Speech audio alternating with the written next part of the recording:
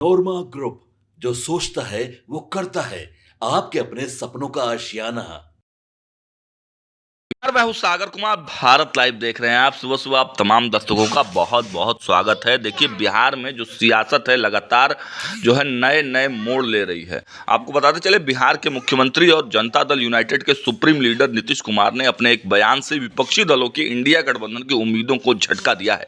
BJP से नाराजगी और पाला बदलने के कयासों को खारिज करते हुए नीतीश कुमार ने कहा है कि वे अब कहीं भी जाने वाले नहीं हैं। उन्होंने कहा है कि 2 बार गलती हो गई थी। दरअसल बिहार के गोपालगंज कलेक्ट्रेट में विकास योजनाओं की समीक्षा बैठक में सीएम नीतीश कुमार ने कहा कि हम 2 बार गलती से इधर उधर चले गए, लेकिन अब कहीं नहीं जाएंगे। उन्होंने कहा कि हम हमेशा साथ रहेंगे। सीएम नीतीश ने कहा कि हम साथ मिलकर देश का विकास करेंगे। बिहार के मुख्यमंत्री नीतीश कुमार ने कहा है कि पहले हिंदू मुस्लिम के बीच विवाद की खबरें आती थी, लेकिन हम लोगों को काम करने का मौका देने के बाद से बिहार की स्थिति बदली है। हर क्षेत्र में विकास के काम किए जा रहे हैं, किसी के साथ कोई भेदभाव नहीं किया गया। हम लोग मिलकर लगातार बिहार को आगे बढ़ा रहे हैं।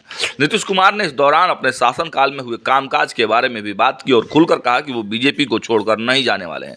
इससे पहले भी वो बीजेपी को न छोड़ने को लेकर कई बड़े बयान दे चुके हैं। नीतीश कुमार लोकसभा चुनाव के दौरान कई चुनावी रैलियों में भी खुलकर यह कह चुके हैं कि वो आरजेडी के साथ कभी भी नहीं जाएंगे।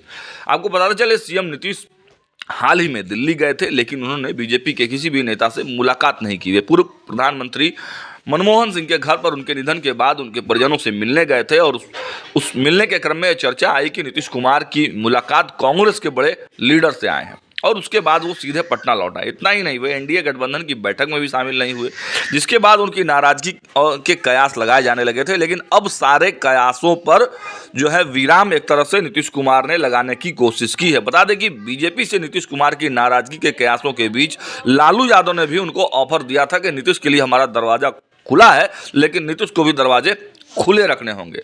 लेकिन आपने देखा कि किस प्रकार का बयान आ रहा था और नीतीश कुमार मुस्कुरा के उन बयानों के बारे में जो मीडिया में खबरें चल रही थी, उस खबरों को सुन रहे थे। लेकिन अब जो तस्वीर निकल कर आ रही है, देखिए, सुबह सुबह पटना से एक बड़ी खबर निकल कर सामने आ रही है। नीतीश कुमार भाजपा खेमे के एक बड़े कार्यक्रम में सुबह सुबह ही शामिल होने के लिए निकल पड़े हैं।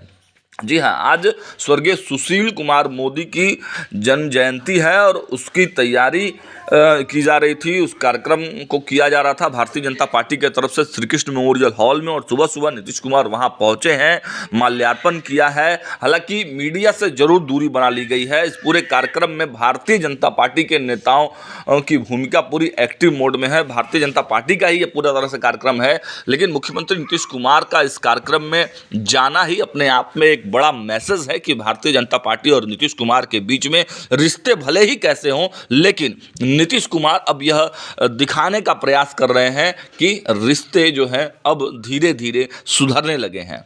देखें विजुअल्स। वो सदैव सुशील जी के चित्र पर पुष्प अर्पित करें। भैया थोड़ा सामने से थोड़ा। आज इस अवसर पर उनके साथ बिहार के उप मुख्यमंत्री माननीय सम्राट चौधरी जी, विजय सिन्हा जी, बिहार के लोकप्रिय स्वास्थ्य मंत्री मंगल पांडे जी, विजय चौधरी जी, माननीय विधायक अरुण कुमार सिन्हा जी, संजय गांधी, वो सदैव सुशील जी के चित्र पर पुष्प अर्पित करें। भैया थोड़ा सामने से थोड़ा। आज इस अवसर पर उनके साथ बिहार के उप मुख्यमंत्री माननीय सम्राट चौधरी जी, विजय सिन्हा जी, बिहार के लोकप्रिय स्वास्थ्य मंत्री मंगल पांडे जी, विजय चौधरी जी, माननीय विधायक अरुण कुमार सिन्हा जी, संजय गांधी जी का अभिनंदन करें, स्वागत करें। अरे भैया आगे से मूवमेंट बंद कीजिए।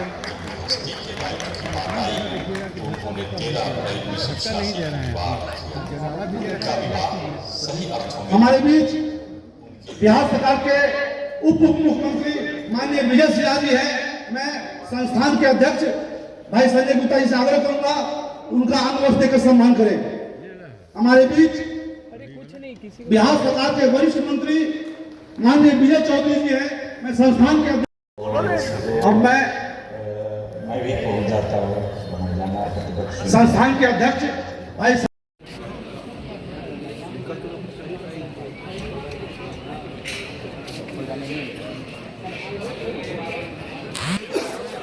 आपके